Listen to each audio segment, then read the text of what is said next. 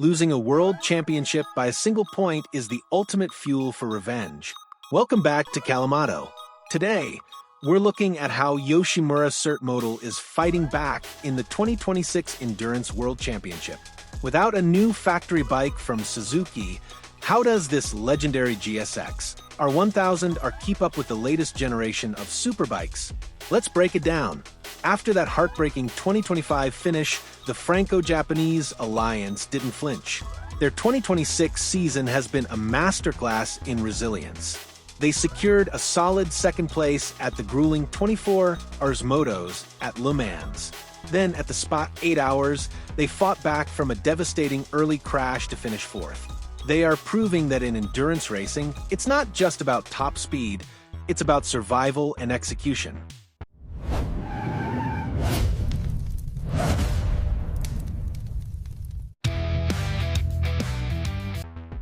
So, what's under the fairings of this 2026 weapon? Pure mechanical refinement. Since Suzuki isn't releasing new homologations, Yoshimura focuses entirely on reliability and pit stop efficiency. Up front, they've collaborated with ZF suspension for better grip and tire life over long stints. But the real magic is in the pits. They run Brembo Billet CNC Monobloc calipers equipped with Staubli dry brake hydraulic lines. Mechanics can swap calipers without bleeding the brakes. Combine that with massive quick-release axles, and they drop fresh tires in under 5 seconds. And for the exhaust, it's the unmistakable Yoshimura R11 SQ Racing Titanium Cyclone. It isn't just about pushing 220 horsepower. The asymmetrical polygonal design provides maximum ground clearance for extreme lean angles. The rider lineup remains an absolute fortress: Greg Black, H.M. Hassan, and Dan Linfoot.